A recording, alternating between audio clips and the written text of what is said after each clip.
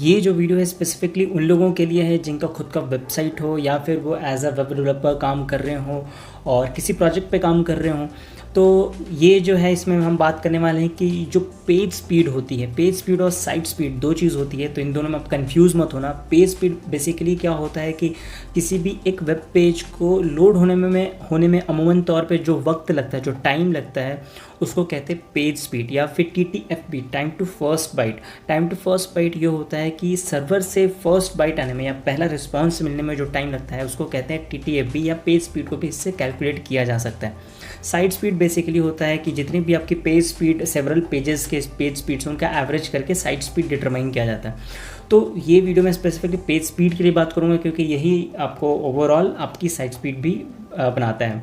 ठीक है, अब first of all page speed के बारे में बात करना भी ज़रूरी क्यों है? तो देखो दो रीज़न है। फर्स्ट, अगर आपने सुना होगा तो गूगल ने अपने जो लास्ट कुछ अपडेट्स किए थे लास्ट टाइम कुछ साल पहले, उसमें भी ये क्लियर कर दिया था कि अब से हम जो वेबसाइट की जो स्पीड है, जो पेज स्पीड है, उसको बहुत ज़्यादा तवज्जो देंगे एल्गोरिदम में अपने उस पेज को या उस साइट को रैंक करने में। अगर कोई वेबसाइट अगर उसकी वेब पेज स्पीड्स बहुत बुरी है तो वो ऑब्वियसली गूगल एल्गोरिदम उसको ऐसा है कि अब वो उसको डाउनग्रेड कर देगा रिजल्ट्स में, और अगर अच्छी है तो वो कुछ हेल्प कराएगा उस वेबसाइट को ऊपर लाने में, SEO में भी हेल्प करेगा।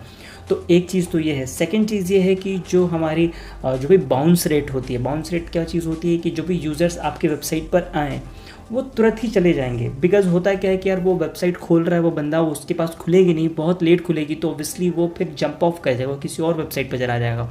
हो सकता है आपकी किसी कॉम्पिटिटर की वेबसाइट पर चला जाए या फिर किसी अदर चीज़ पर चला जाए, बट आपकी वेबसाइट क्योंकि खुली नहीं उसके पास, वो बाउंस ऑफ हो जाएगा। तो उसको कहते हैं बाउंस रेट। तो जो वेबसाइट्स बहुत स्लो होती हैं उनका बाउंस रेट भी हाई होता है, 50% या इनसे हाई होता है। और अमूमन ये एक जो भी एक स्टडी है उसके अकॉर्डिंग जिस भी वेबसाइट या जिस भी वेब पेज का 3 सेकंड से ज़्यादा अगर पेज स्पीड होता है, लोड टाइम होता है, तो वो उसका बाउंस रेट बेसिकली हाई होता है, या फिर कह सकते हो कि उस पर ऑप्टिमाइजेशन की बहुत ज़रूरत है। तो अभी आप ये समझो कि भाई किन किन चीज़ों से आप अपने जो पेज स्पीड उसको इम्प्रूव कर सकते हो।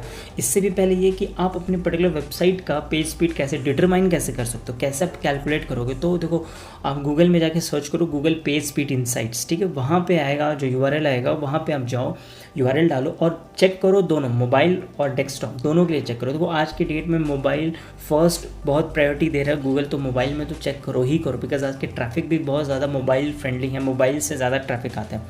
तो बट डेस्कटॉप भी आप इग्नोर नहीं कर सकते। तो दोनों पे आप जाके अपनी स्पीड को चेक करो और देखो कि आपको और कितना कितना आ रहा है। अब अगर वहाँ स्कोर आपका कम है, लाइक रेड में है या ऑरेंज में भी बिलो है, ये आप कलर कोड वहाँ देखोगे तो आप समझ जाओगे मैं क्या कहने की कोशिश कर रहा हूँ। तो आपको समझ जाओ इस ऑप्टिमाइजेशन की बहुत ज़रूरत है।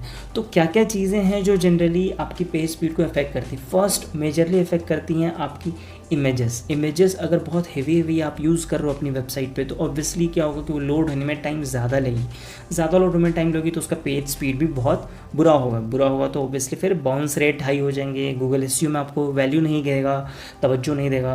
तो ये सारी चीज़ें आपको फैक्टर करेंगे।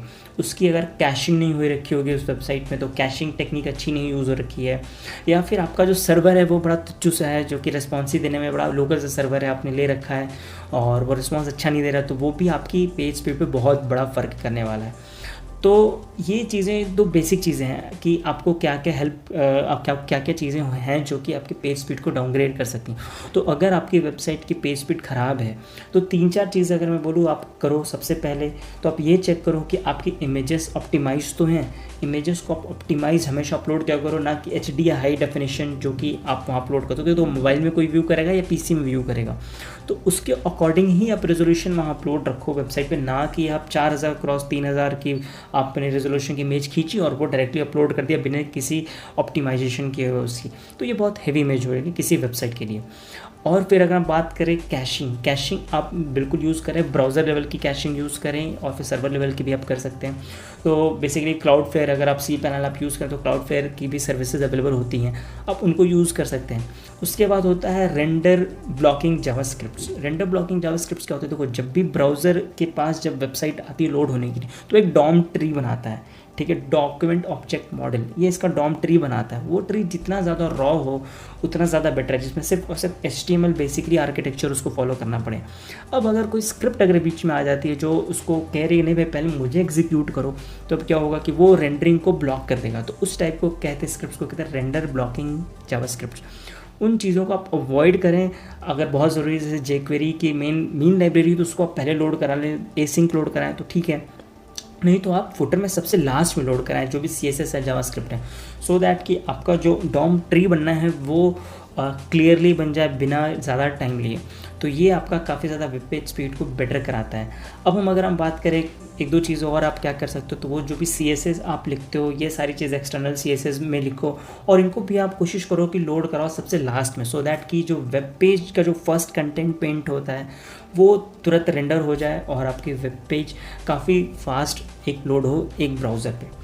तो ये सारी चीज़ें हैं दोस्तों, अगर आप फॉलो करते हो, या फिर इनफैक्ट एक gzip कंप्रेशन भी है जो फॉलो कर सकते हो।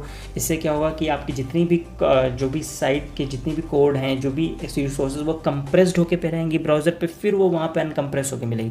तो एक्चुअल जो बाइट्स जो ट्रांसफ़र हो वो बहुत कम होगा, इसलिए फास्ट वो ट्रैवल कर जाएगी सर्वर से आपके ब्राउज़र पे। तो gzip कंप्रेशन में एक टेक्निक है जो आपको यूज़ करनी चाहिए। तो दोस्तों ये सारी टेक्निक्स थी और जिनको आप यूज़ करके आप अपनी वेबसाइट को फास्ट बना सकते हो, बेटर बना सकते हो अपने यूज़र एक्सपीरियंस के पॉइंट ऑफ व्यू से और ऑब्वियसली SEO वगैरह के पॉइंट ऑफ व्यू से। तो आई होप कि आपको क्लियर हो गया होगा कि पेज स्पीड क्यों इंपॉर्टेंट है, क्या है ये पेज स्पीड और आप कैसे इनको ठीक कर सकते हैं। सो आई होप कि आपको वीडियो अच्छा लगा होगा। अगर अच्छा लगा तो लाइक करें इस वीडियो को और मेरे चैनल को सब्सक्राइब करें, अपने दोस्तों के साथ भी शेयर करें और मिलते हैं अपने ऐसे किसी और नेक्स्ट वीडियो में। Till then take care and bye.